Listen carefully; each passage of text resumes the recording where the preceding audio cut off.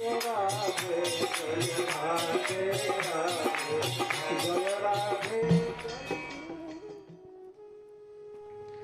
राजा लोग भगवान को प्रणाम कर रहे हैं और ये खेद प्रकट कर रहे हैं कि दुनिया के लोग भक्ति नहीं कर रहे हैं, कृष्ण कॉन्शियसनेस में नहीं है, भोगों में है, जीना चाहते हैं, भोगना चाहते हैं, लेकिन काल उनको बहुत काल तक भोगने भी नहीं देता है।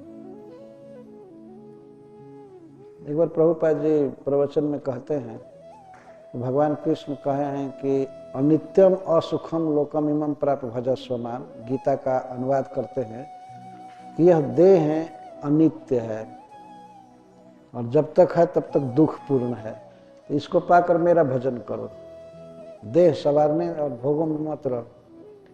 तो कोई कह सकता है भगवान से कि ठीक है, ये दुखमय शरीर है, दुखमय लोक है, लेकिन फिर भी मुझको रहने दीजिए, हम दुखी ही रहना चाहते हैं, उनको रहने दीजिए। है ना, किसी भी बूढ़े से पूछिए कि आप मरना चाहते हैं, नहीं, कितना भी दुखद शरीर हो, दुख में दुख हो रहा है शरीर में, आदमी जीना चाहता है, जीना चाहता है, लाख दुख होता है, जीना चाहता है।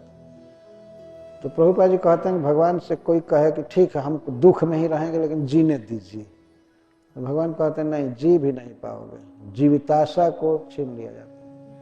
एक तो दुख है, जब तक जी रहा है तब तक दुख है, दुख से भी जीने नहीं दिया जाएगा, मार दिया जाएगा, हटा दिया जाएगा इस संसार से, जाओ। फिर भी लोग के सावधान नहीं होता है। एक जगह पर श्रीमद् भागवत में कहा गया है कि मनुष्य विकर्म में उसी तरह लगा रहता है, भोगों में, जैसे चूहा मूसिक बिल खोदता है, वो घर बनाता है।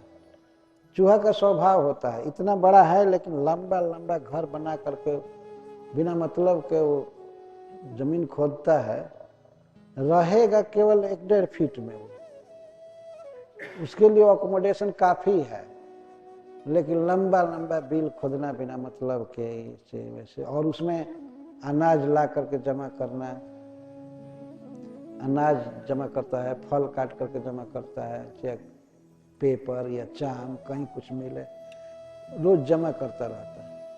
घर बनाना और संग्रह करना, ये चूहा का कर्तव्य, चूहा का स्वभाव है। मनुष्य का ठीक यही स्वभाव है,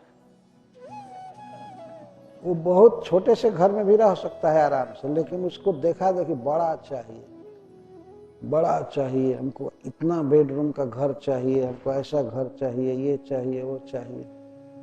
लेकिन जैसे चूहा व्यस्त रहता है घर बनाने में और घर में जमा करने में, पर सांप एक ऐसा व्यक्ति है, जीव है, जो दूसरे के बनाए हुए घर में ही रहता है, वो कभी घर नहीं बनाता। और किसके बनाए हुए घर में रहता है? चूहा के बनाए हुए घर में। तो आता है, देखता है कि हाँ घर के मालिक हैं, वो गंध से समझ लेता है और बिल में घुस जाता है, ऐसे जगह पर रहता है बिल के पास, जानता है चूहा इधर से आएगा, और वो बिल्कुल चुपचाप हो जाता है रस्सी की तरह, और चूहा के आने पर उसे पकड़ लेता है, तो खा जाता है, और उसी के घर में रहता है, उसी के घर में रहता है, उसी को खा करके।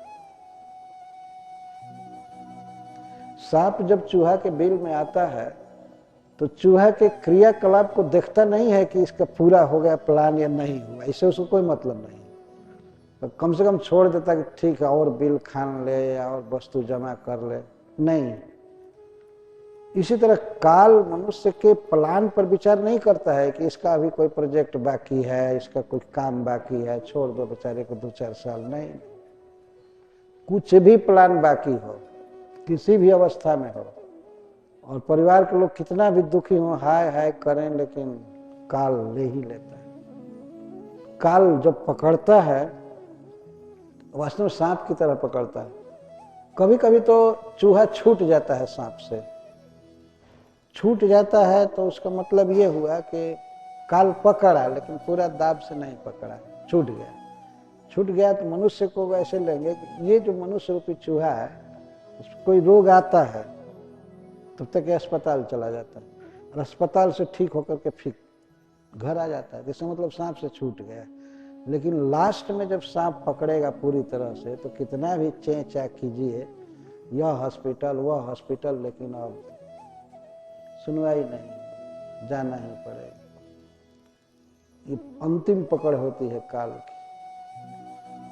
उस समय डॉक्टर आदि कोई दूसरे चूहा मिलकर बचा नहीं पाएंगे उनको, है ना। जब चूहा को कोई सांप पकड़ ले मजबूती से, तो दूसरे चूहे वहां आ ही नहीं सकते, वो क्या छुड़ाएंगे।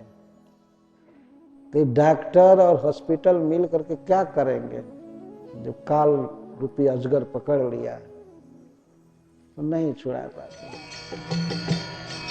हरे कृष्णा कृष्ण कृष्ण हरे हरे, हरे राम राम राम